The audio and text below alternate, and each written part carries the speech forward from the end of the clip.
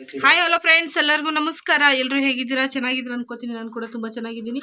ಇವತ್ತು ನಮ್ಮ ಉತ್ತರ ಕರ್ನಾಟಕ ಶೈಲಿಯಲ್ಲಿ ಒಂದು ಚಪ್ಪರದ ಅವರೆಕಾಯಿ ಪಲ್ಯನ ಮಾಡ್ತಾ ಇದ್ದೀನಿ. ಚಪ್ಪರದ ಅವರೆಕಾಯಿ ಪಲ್ಯ ಯಾರಿಗೆಲ್ಲ ಇಷ್ಟ ಆಗಲ್ಲ, ತುಂಬ ಇಷ್ಟ ಆಗುತ್ತೆ. ಚಪಾತಿಗೆ ರೊಟ್ಟಿಗಂತೂ ಸೂಪರ್ ಆಗಿರುತ್ತೆ. ತುಂಬ ಸುಲಭವಾಗಿ ಮಾಡೋದು ಇದನ್ನ. ಉತ್ತರ ಕರ್ನಾಟಕ ಫೇಮಸ್ ಪಲ್ಯ ಅಂತಾನೆ ಹೇಳ್ಬೋದು ಇದು. ಬನ್ನಿ ಇದು ಯಾವ ರೀತಿ ಮಾಡೋದು ಅಂತ ನೋಡೋಣ. ನೋಡೋಕ್ಕಿಂತ ಮುಂಚೆ ನಮ್ಮ ಚಾನಲ್ಗೆ ಯಾರೆಲ್ಲ ಇನ್ನೂ ಸಬ್ಸ್ಕ್ರೈಬ್ ಆಗಿಲ್ಲ ಸಬ್ಸ್ಕ್ರೈಬ್ ಆಗಿ, ಹಾಗೆ ಬೆಲ್ ಐಕನ್ನು ಒತ್ತಿ. ವಿಡಿಯೋ ಇಷ್ಟ ಆದರೆ ಒಂದು ಲೈಕ್ ಮಾಡಿ.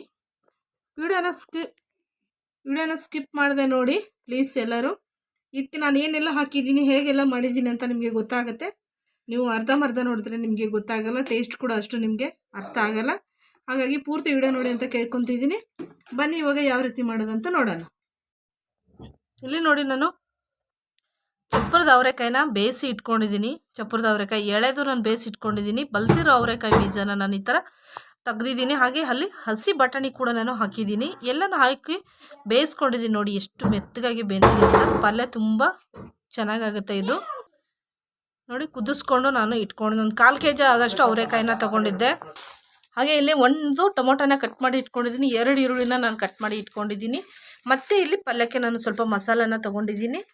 ಹಾಗೆ ಸಾಸಿವೆ ಒಗ್ಗರಣೆಗೆ, ಸ್ವಲ್ಪ ಖಾರನ ತೊಗೊಂಡಿದ್ದೀನಿ, ಸ್ವಲ್ಪ ಜೀರಿಗೆ ಒಗ್ಗರಣೆಗೆ, ಸ್ವಲ್ಪ ಧನಿಯಾ ಪೌಡ್ರು, ಹಾಗೆ ಸ್ವಲ್ಪ ಅರಿಶಿನ, ರುಚಿಗೆ ತಕ್ಕಷ್ಟು ಉಪ್ಪು, ಮಾಡೋಕ್ಕೆ ಎಣ್ಣೆ. ನೋಡಿ ಎಣ್ಣೆ ಚೆನ್ನಾಗಿ ಕಾದಿದೆ. ಜೀರಿಗೆ ಸಾಸಿವೆ ಚಟಪಟ ಅಂದಮೇಲೆ ನಾನಿಲ್ಲಿ ಈರುಳ್ಳಿನ ಹಾಕ್ಕೊಂಡಿದ್ದೀನಿ. ನೋಡಿ ಈರುಳ್ಳಿ ಚೆನ್ನಾಗಿ ಫ್ರೈ ಮಾಡ್ಕೊಳ್ಳೋಣ. ಈ ಪಲ್ಯ ನಿಮಗೆ ತುಂಬ ಸುಲಭವಾಗಿ ಬೇಗನೆ ಮಾಡ್ಕೊಂಡ್ಬಿಡ್ಬೋದು. ಇಲ್ಲಿ ನೋಡಿ ಈರುಳ್ಳಿ ಫ್ರೈ ಆದಮೇಲೆ ನಾನಿಲ್ಲಿ ಟೊಮೊಟೊನ ಹಾಕ್ತಾಯಿದ್ದೀನಿ. ಹಾಗೆ ಇಲ್ಲಿ ನಾನು ಕರಿಬೇವು ಕೂಡ ಹಾಕ್ತಾಯಿದ್ದೀನಿ. ನೋಡಿ ಕರಿಬೇವನ್ನ ಹಾಕ್ಕೊಂಡು ಚೆನ್ನಾಗಿ ಮಿಕ್ಸ್ ಮಾಡ್ಕೊಳ್ಳೋಣ. ಇಲ್ಲಿ ರುಚಿಗೆ ತಕ್ಕಷ್ಟು ಉಪ್ಪನ್ನು ಹಾಕ್ತಾಯಿದ್ದೀನಿ. ಯಾಕಂದರೆ ಒಗ್ಗರಣೆಯಲ್ಲಿ ಉಪ್ಪು ಹಾಕೋದ್ರಿಂದ ಹಾಕಿರೋ ತರಕಾರಿ ಆಗಲಿ ಟೊಮೊಟೊ ಈರುಳ್ಳಿ ಎಲ್ಲ ಮೆತ್ತಗಾಗುತ್ತೆ ಅಂತ, ಸಾಫ್ಟ್ ಆಗುತ್ತೆ. ಹಾಗಾಗಿ ಇಲ್ಲಿ ನಾವು ಉಪ್ಪನ್ನ ಹಾಕಿ ಮಿಕ್ಸ್ ಮಾಡ್ಕೊಳ್ಳೋಣ. ಇಲ್ಲಿ ಸ್ವಲ್ಪ ಅರಿಶಿನ ಹಾಕ್ಕೊತಾ ಇದ್ದೀನಿ. ಹಾಗೆ ತೊಗೊಂಡಿರೋಂಥ ಮಸಾಲೆ ಸ್ವಲ್ಪ ಹಾಕ್ತಾಯಿದ್ದೀನಿ. ಸ್ವಲ್ಪ ಖಾರನ ಹಾಕ್ತಾಯಿದ್ದೀನಿ. ಮಸಾಲಲ್ಲಿ ಖಾರ ಜಾಸ್ತಿ ಇರೋದ್ರಿಂದ ನಾನು ಖಾರ ಸ್ವಲ್ಪನೇ ಯೂಸ್ ಮಾಡ್ತಾ ಇರೋದು. ಸ್ವಲ್ಪ ಧನಿಯಾ ಪೌಡ್ರನ್ನ ಹಾಕ್ತಾಯಿದ್ದೀನಿ. ಎಲ್ಲ ಹಾಕ್ಕೊಂಡು ಚೆನ್ನಾಗಿ ಇದನ್ನು ಮಿಕ್ಸ್ ಮಾಡ್ಕೊಳ್ಳೋಣ.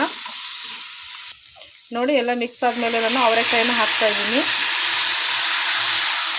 ಅವರೆಕಾಯಿ ಹಾಕ್ಕೊಂಡು ಚೆನ್ನಾಗಿ ಮಿಕ್ಸ್ ಮಾಡಿಕೊಂಡು ಸ್ವಲ್ಪ ಬೇಯಿಸ್ಕೊಳ್ಳೋಣ. ಇದನ್ನು ನಮ್ಮ ಉತ್ತರ ಕರ್ನಾಟಕ ಶೈಲಿಯಲ್ಲಿ ಮಾಡುವಂಥ ಅವರೆಕಾಯಿ ಪಲ್ಯ ಇದು. ನಾವು ಉತ್ತರ ಕರ್ನಾಟಕ ಕಡೆ ಇದೇ ಥರ ಪಲ್ಯ ಮಾಡೋದು. ಯಾರಿಗೆಲ್ಲ ಉತ್ತರ ಕರ್ನಾಟಕದ ಇಷ್ಟ ಅಡುಗೆನ ಒಂದ್ಸತಿ ಟ್ರೈ ಮಾಡಿ. ನೋಡಿ ಚೆನ್ನಾಗಿ ನಾನಿಲ್ಲಿ ಮಿಕ್ಸ್ ಮಾಡ್ತಾಯಿದ್ದೀನಿ. ಇದ್ರ ಜೊತೆಗೆ ನೀವು ಕಾಳು ಕೂಡ ಯಾವುದಾದ್ರೂ ಮಿಕ್ಸ್ ಮಾಡ್ಕೊಬೋದು, ಸೂಪರಾಗಿರುತ್ತೆ. ನನ್ನ ಹತ್ರ ಬಟಾಣಿ ಇತ್ತು, ಹಸಿ ಬಟಾಣಿನೇ ಇತ್ತು. ಹಾಗಾಗಿ ನಾನು ಹಸಿ ಬಟಾಣಿನ ಇಲ್ಲಿ ಮಿಕ್ಸ್ ಮಾಡ್ಕೊಂಡಿದ್ದೀನಿ. ಹಾಗೆ ಅವರೆಕಾಯಿನೂ ಬೀಜ ಇತ್ತಲ್ವ ದಪ್ಪ ದಪ್ಪ, ಹಾಗಾಗಿ ಅದು ಕೂಡ ನಾನು ಇಲ್ಲಿ ಹಾಕ್ಕೊಂಡಿದ್ದೀನಿ. ಇದು ಸ್ವಲ್ಪ ಬೇಯಿಸ್ಕೊಳ್ಳೋಣ. ನೋಡಿ ಇವಾಗ ಚೆನ್ನಾಗಿ ಕುದ್ದಿದೆ. ನಾನಿಲ್ಲಿ ಶೇಂಗದ ಪುಡಿನ ಹಾಕ್ತಾಯಿದ್ದೀನಿ. ಇವಾಗ ಮೇನ್ ಇದಕ್ಕೆ ಶೇಂಗದ ಪುಡಿ ಹಾಕಲೇಬೇಕು. ನೋಡಿ ಶೇಂಗದ ಪುಡಿ ಹಾಕ್ಕೊಂಡು ನಾವು ಲಾಸ್ಟಲ್ಲಿ ಮಿಕ್ಸ್ ಮಾಡ್ಕೊಂಡ್ಬಿಡ್ಬೇಕು. ಈಗ ನೋಡಿ ಅವರೆಕಾಯಿ ಪಲ್ಯ ರೆಡಿ.